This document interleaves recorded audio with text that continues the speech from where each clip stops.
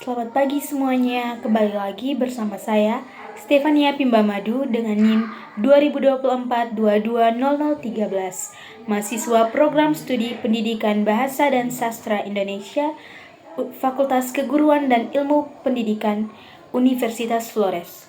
Pada kesempatan ini saya akan melakukan proses micro-teaching pada SMP kelas 7 dengan materi Bahasa Indonesia mengenai cerita rakyat. Selamat menyaksikan. Selamat pagi anak-anak. Terima kasih. Silakan duduk. Terima kasih. Apa kabar kalian hari ini? Baik. Anak-anak, sebelum mulai pembelajaran kita hari ini, Ibu minta perwakilan salah satu dari kalian untuk memimpin kita dalam doa sebelum mulai pembelajaran kita.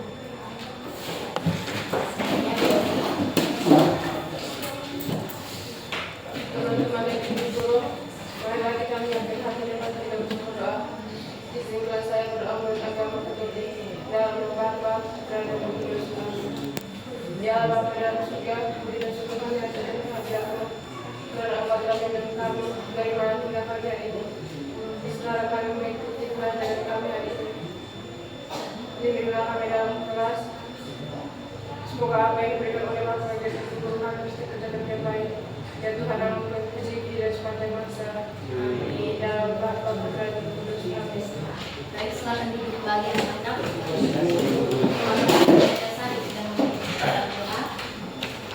Sebelum mulai pembelajaran hari ini, Ibu akan mengecek absensi kalian dulu. Elsan Rislan, Ada Bu. Putri Madu, ada Ibu. Cantika Dewi, ada Ibu. Petrus Bea, Ada Bu. Salina Fadila, ada Ibu. Petrus Wolo, Ada Bu. Simprianus Dorus, Ada Bu. Jen Nuba. Baik, rupanya kalian hari ini hadir semua. Terima kasih anak-anak. Sebelum masuk ke materi inti, Ibu punya beberapa pertanyaan untuk kalian untuk melatih fokus dan konsentrasi kalian terhadap materi yang akan Ibu jelaskan di PPT nanti. Pertanyaan yang pertama, siapa yang pernah mendengar cerita rakyat yang diceritakan oleh orang tua, kakek nenek, atau orang dewasa lainnya? Cerita apa saja? Ya, silakan. Dari pernah cerita tentang sebelumnya. Oh, asal usul dia meja pengge. Ya, baik.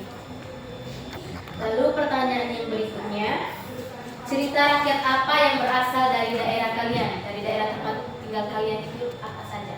Ya, Dari Tio. Ya, Tentang dari legenda Abu Gogo. Abu Gogo itu apa saja ceritanya, itu tentang apa?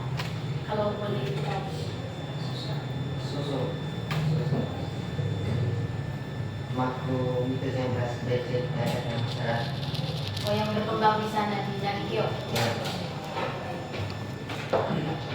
Selanjutnya Ibu mau tanya, menurut kalian generasi muda atau yang biasa kita sebut dengan Gen Z, itu bagaimana cara kalian untuk melestarikan agar cerita daerah itu tidak punah gitu?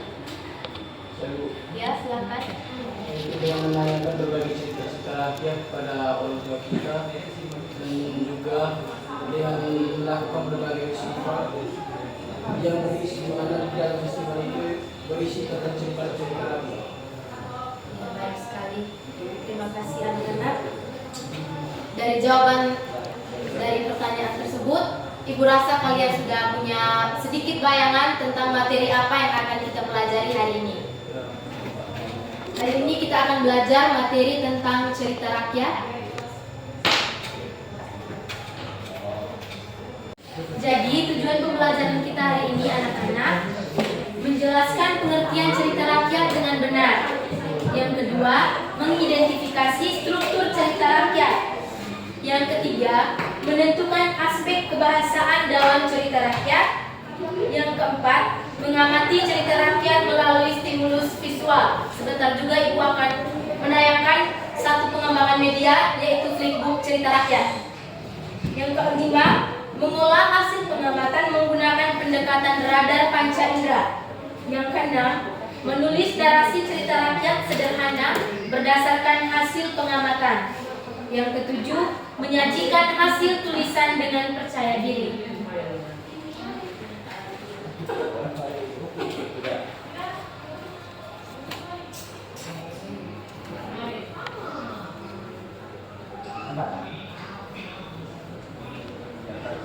Materi yang pertama tentang pengertian cerita rakyat. Cerita rakyat adalah cerita yang berkembang dalam masyarakat secara turun-temurun dan menjadi bagian dari warisan budaya daerah. Mungkin dari anak-anak di sini ada yang punya cerita rakyat dari daerahnya masing-masing. Ya, silakan. Cerita tentang sosok di daerah Itu boleh tahu ceritanya tentang apa saja? itu yaitu cerita legenda yang sosok makhluk seperti manusia yang dahulu kala dia itu baik, ya gara-gara manusia itu mengusik mereka dan mengganggu mereka di daerah kawasan mereka, makanya mereka membunuh manusia. Baik, kira-kira seperti itu ceritanya, bagus sekali. Kita tepuk tangan dulu untuk Ben. Selanjutnya ada struktur cerita rakyat. Yang pertama, orientasi. Orientasi ini pengenalan tokoh, tempat, dan waktu. Orientasi itu biasanya berada pada bagian awal cerita rakyat. Itu yang menjadi pengenalan tokohnya siapa-siapa saja, latarnya di mana, dan waktunya itu terjadi kapan. Yang kedua, komplikasi, munculnya masalah atau konflik.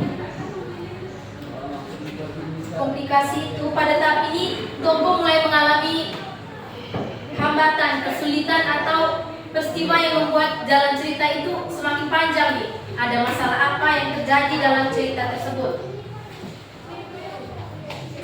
Komplikasi ini juga yang menentukan kemana cerita rakyat itu tertuju. Arah selanjutnya itu kemana? Karena sudah ada munculnya masalah, jadi membuat kita tuh merasa penasaran, ingin baca terus ini kelanjutannya seperti apa, masalahnya ini penyelesaiannya seperti apa. Yang ketiga, setelah adanya komplikasi, munculnya resolusi yang merupakan penyelesaian dari masalah yang dihadapi oleh tokoh-tokoh tadi. Resolusi ini berfungsi memberikan kejelasan akhir terhadap konflik yang sudah dibangun pada bagian komplikasi tadi. Pada bagian komplikasi tadi kan tokoh mengalami masalah. Nah, pada bagian resolusi, tokoh mulai menemukan jalan keluar dari masalah yang ia hadapi. Yang terakhir, koda. Koda itu pesan moral atau amanat. Koda berfungsi membantu pembaca memahami di balik cerita sehingga rakyat tidak hanya menjadi hiburan, tetapi cerita rakyat itu ternyata ada pesan moral atau amanat yang terkandung dalam cerita rakyat tadi. Dalam Empu Gogo tadi pasti ada pesan moralnya. Mungkin bisa bantu Ibu untuk jelaskan apa pesan moral yang ada dalam cerita rakyat Empu Gogo. Pesan moralnya itu jangan menganggap seseorang dari fisik ataupun tingkah laku. Karena seseorang yang fisiknya kayak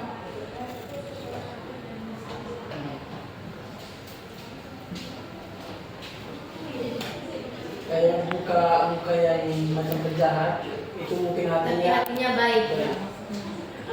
Baik, terima kasih Ben. Kita tepuk tangan dulu untuk Ben karena sudah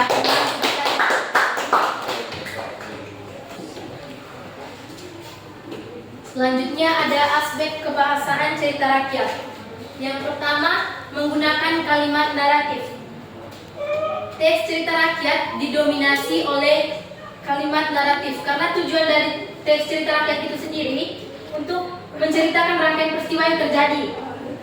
Kalimat naratif digunakan untuk menjelaskan kejadian secara berurutan, mulai dari awal pengenalan hingga akhir dari cerita rakyat itu sendiri. Sehingga pembaca itu tidak bingung ini alurnya bagaimana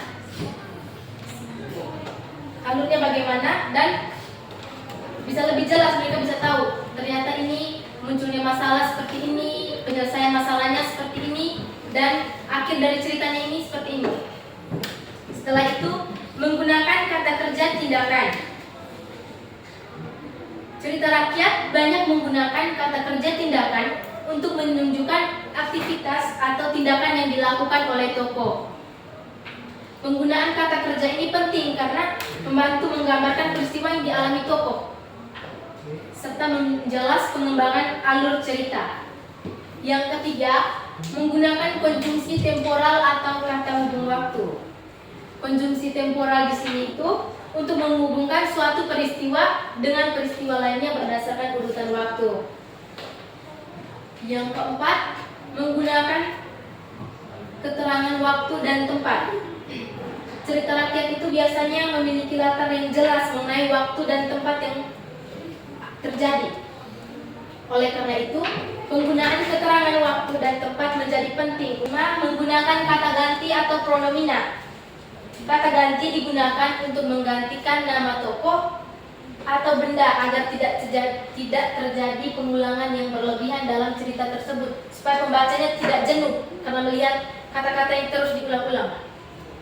Yang keenam, menggunakan bahasa imajinatif atau ekspresif. Cerita rakyat sering mengandung unsur khayalan, keajaiban, atau peristiwa di luar kebiasaan, sehingga menggunakan bahasa yang bersifat imajinatif atau ekspresif.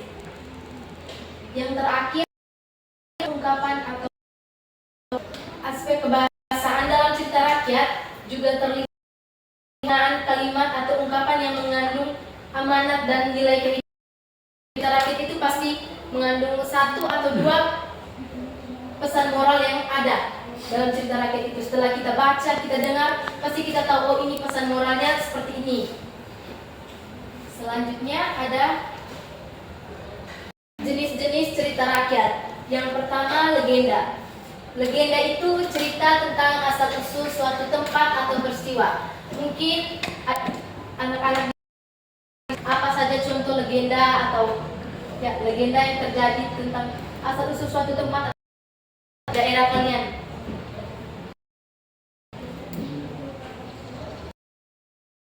Legenda tentang apa? Ya, Danau Toba, apalagi?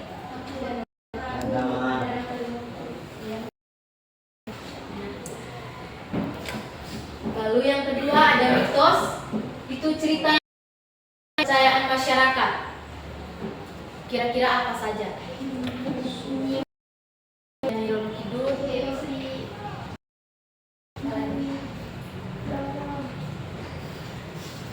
Selanjutnya fabel. Cerita yang tokohnya hewan dan bermanusia. Fabel ini pasti kita semua pernah membacanya atau mendengarnya ya. Contoh-contoh fabel mungkin anak-anak tahu. Kancil dan buaya ya. Yang lain juga mungkin ada contoh-contoh lain.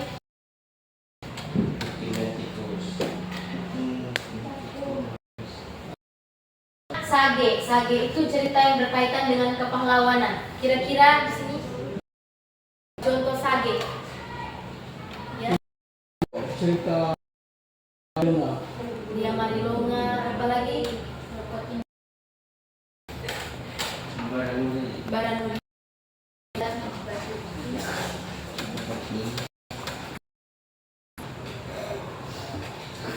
Selanjutnya kita masuk dalam ciri-ciri cerita rakyat. Rakyat itu disampaikan secara turun-temurun, diwariskan dari generasi. Contohnya dari opa-oma kita, orang tua wariskan ke kita, nanti kita juga akan wariskan ke generasi-generasi penerus kita. Yang kedua, pengarang itu tidak diketahui atau bersifat anonim. Sebagian besar tidak diketahui siapa penulis aslinya. Yang ketiga, nilai moral. Nilai moral di sini itu berarti amanat atau pesan apa yang mau disampaikan dari cerita rakyat yang kita bacakan. Yang keempat, berkaitan dengan budaya masyarakat. Dari band tadi Bogo itu berkaitan dengan di daerah Nagikeo. Yang kelima, bersifat imajinatif. Banyak cerita itu yang unsur ajaib seperti makhluk sakti atau peristiwa di luar logika. Yang keenam, menggunakan bahasa yang sederhana. Tujuan menggunakan bahasa sederhana itu supaya mudah dimengerti oleh orang-orang yang membaca dan mendengarkannya.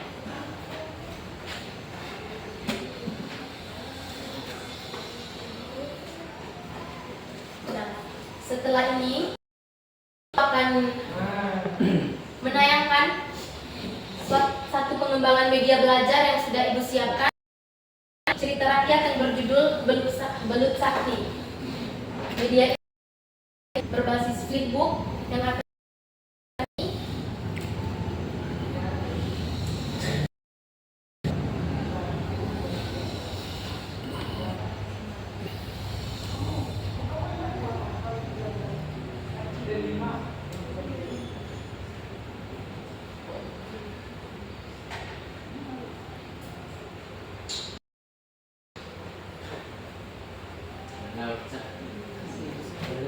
ini contoh flipbook cerita rakyat yang sudah Ibu siapkan.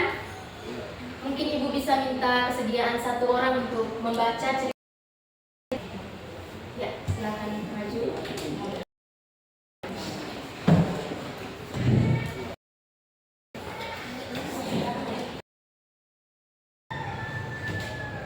Di kampung Dituwira hiduplah seorang Sare Male. Ia bercerita kulit yang membuat tubuh dan penuh luka. Karena penyakitnya, masyarakat takut mendekatinya. Saat sedih karena Sarewole memutuskan untuk mencari kesembuhan. Ia melewati hutan, bukit, dan lain ada kendaraan. Karena kelelahan, Sarewole beristirahat di beberapa kampung, melanjutkan perjalanan. Setelah perjalanan panjang, ia tiba di Kowesika untuk mencari kesembuhan. Sarewole bermeditasi selama 3 bulan, berharap penyakitnya sembuh. Musim kemarau membuat Sarewole pergi ke sungai untuk mendinginkan tubuhnya. Di dalam air, ia menemukan yang berkilau. Sarewole membawa pulang kalung itu dan menyimpannya di dalam peti. Bukan harinya, kalung emas belut bergigi emas. Masyarakat percaya belut itu adalah belut sakti dan mulai menghormatinya. Oke, sudah. Ben atas kesediaannya yang sudah mau membacakan flipbook. Kita beri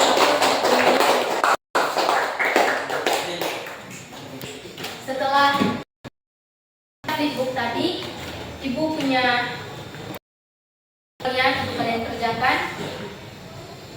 Ibu harap kalian bisa mengerjakannya dengan sebentar. Ibu minta kesediaan 2 orang untuk maju baca jawabannya di depan.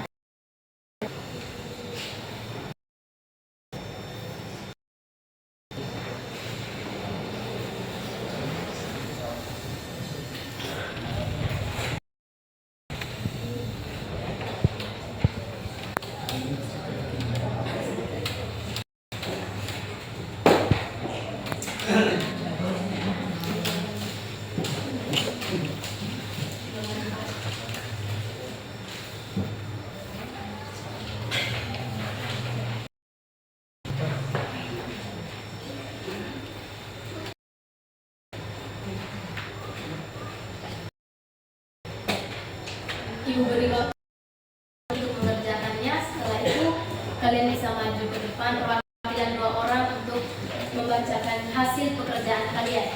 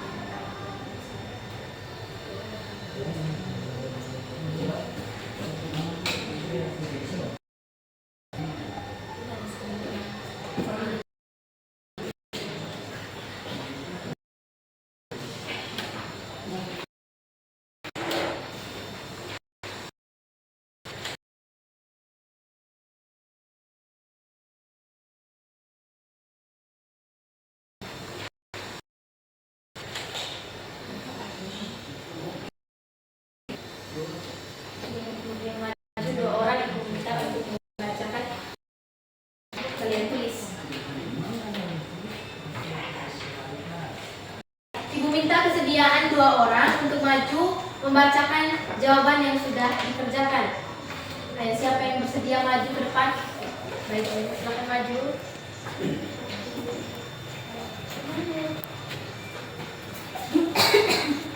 Teman-teman yang di belakang tolong arah pandangannya ke depan. Mereka berdua, mereka akan membacakan hasil pekerjaan mereka. Siapa yang mau duluan? Ya. Teman-teman, Ya. terima kasih atas waktu dan kesempatan yang diberikan kepada saya. Pada kesempatan ini, saya akan mempresentasikan hasil diskusi kami. Yang pertama, bagian cerita apa yang paling menarik perhatianmu? Jawabannya, bagian yang paling menarik adalah ketika kalung emas yang ditemukan Sarimulih berubah menjadi seekor belut bergigi emas yang dipercaya sebagai belut sapi. Kedua, jika kamu berada dalam cerita tersebut, suara, percakapan, atau bunyi apa yang mungkin kamu dengar? Jawaban, saya mungkin akan mendengar suara aliran sungai, suara langkah kaki Sarimulih yang saat berjalan jauh, serta percakapan masyarakat yang merasa kagum ketika mengetahui adanya belut sakti. Ketiga, perasaan apa yang muncul ketika kamu mengikuti alur cerita belut sakti? Jawaban, saya merasa sedih ketika Sarimulih dikucilkan karena penyakitnya, tetapi saya juga merasa kagum dan senang ketika hidupnya berubah menjadi lebih baik. Yang keempat, bagaimana suasana tempat, keadaan kampung, atau peristiwa dalam cerita yang tergambar dalam imajinasimu? Jawaban, saya membayangkan sebuah kampung yang sederhana dengan hutan, bukit, dan sungai. Suasana terasa sepi saat Sarimulih menjalani perjalanan panjang dan bermeditasi, lalu berubah menjadi penuh kekaguman ketika belut sakti ditemukan. Yang terakhir, nilai kehidupan atau amanat apa yang dapat kamu pelajari dari cerita belut sakti? Jawaban, ketika harus sabar menghadapi cobaan, tidak mudah untuk menyerah, tetap berusaha dan percaya bahwa kebaikan serta ketangguhan hati dapat membawa perubahan yang baik dalam hidup. Tugas menulisnya, pada zaman dahulu di kampung Betuwira hiduplah seorang laki-laki bernama Sarimulih yang menderita penyakit kulit. Karena penyakitnya, ia sering dijauhi oleh masyarakat. Untuk mencari kesembuhan, Sarimulih meninggalkan kampungnya dan melakukan perjalanan jauh hingga tiba di Kowesika. Di sana ia bermeditasi selama 3 bulan. Suatu hari saat musim kemarau, ia pergi ke sungai dan menemukan sebuah kalung emas yang berkilau. Kalung itu dibawa pulang dan disimpan di dalam peti. Keesokan harinya, kalung tersebut berubah menjadi seekor belut bergigi emas. Belut itu kemudian dipercaya sebagai belut sakti yang membawa keberkahan. Sejak saat itu, masyarakat mulai menghormati Sarimulih. Cerita itu mengajarkan kita untuk selalu sabar, teguh hati, dan tidak mudah menyerah dalam menghadapi kesulitan hidup. Sekian. Beri apresiasi untuk selanjutnya, silakan. Baik, terima kasih Ibu sudah memberikan saya waktu. Ya. Saya akan mempresentasikan hasil diskusi saya tadi. Yang pertama, bagian cerita apa yang paling kamu menarik perhatianmu? Jawabannya, bagian yang paling menarik perhatian saya adalah saat Sarimulih menemukan kalung emas di sungai yang kemudian berubah menjadi seekor belut bergigi emas. Peristiwa tersebut sangat unik dan membuat saya penasaran. Yang kedua, jika kamu berada dalam cerita tersebut, suara, percakapan, atau bunyi apa yang mungkin kamu dengar? Jawaban, saya mungkin mendengar suara aliran sungai, suara langkah kaki Sarimulih saat melakukan perjalanan, serta percakapan masyarakat yang membicarakan kejadian belut sakti. Yang ketiga, perasaan apa yang muncul ketika kamu mengikuti alur cerita belut sakti? Jawabannya, saya merasa sedih ketika Sarimulih dijauhi oleh masyarakat karena penyakitnya. Namun, saya juga merasa senang dan terharu karena pada akhirnya ia mendapatkan keberkahan dan dihormati oleh masyarakat. Yang keempat, bagaimana suasana tempat, keadaan kampung, atau peristiwa cerita yang tergambar dalam imajinasimu? Jawabannya, saya membayangkan sebuah kampung yang sederhana dan dikelilingi oleh alam yang indah. Saya juga membayangkan sungai yang jernih, hutan yang lebat, dan suasana yang tenang saat saling mulai bermeditasi. Yang terakhir, nilai kehidupan atau amanat apa yang dapat kamu pelajari dari cerita Belu Sakti? Jawabannya, kita harus tetap sabar dan tidak mudah menyerah ketika menghadapi kesulitan. Selain itu, kita juga tidak boleh menilai seseorang hanya dari penampilannya, karena setiap orang memiliki kelebihan dan kekurangan. Tugas menulis. Pada zaman dahulu, di kampung Datukira, hiduplah seorang laki-laki bernama Sarimole. Ia menderita penyakit kulit sehingga banyak orang membunuhnya. Karena ingin sembuh, Sarimole meninggalkan kampungnya dan melakukan perjalanan jauh hingga sampai di Owesika. Di sana, ia bermeditasi selama 3 bulan. Suatu hari, saat musim kemarau, ia pergi ke sungai dan menemukan sebuah kalung emas. Kalung tersebut dibawanya pulang dan disimpan di dalam peti. Keesokan harinya, kalung itu berubah menjadi seekor belut bergigi emas yang dipercaya membawa keberkahan. Sejak saat itu, masyarakat mulai menghormati Sarimole.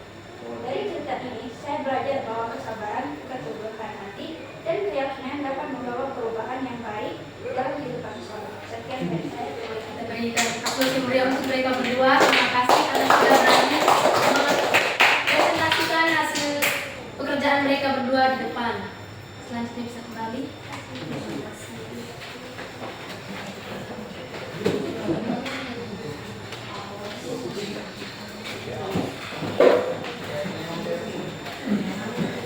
Baik anak-anak, setelah mengerjakan LKPD tadi, Ibu bisa menarik kesimpulan dari materi cerita rakyat kita hari ini.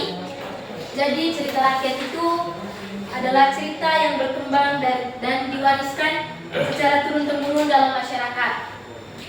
Dalam cerita rakyat juga tadi ada beberapa struktur cerita rakyat. Mungkin kalian bisa sebutkan struktur cerita rakyat tadi yang sudah Ibu jelaskan. Orientasi, resolusi, kodat termasuk pesan moral. Selain itu juga ada ciri-ciri cerita rakyat dan juga dalam cerita rakyat itu tadi ada jenis-jenis cerita rakyat tadi. Ada yang masih ingat? Legenda, apalagi?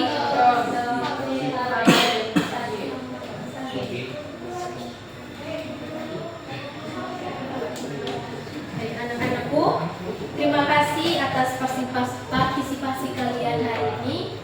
Sebelumnya, Ibu mau tanya dulu, apa hal menarik yang kalian dapatkan dari pembelajaran kita hari ini? Apa yang membuat kalian tertarik dengan pelajaran kita hari ini?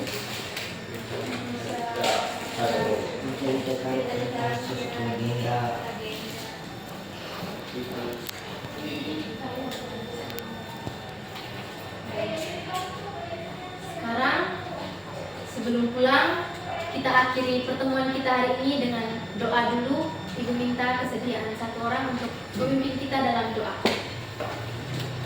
Silakan berdiri.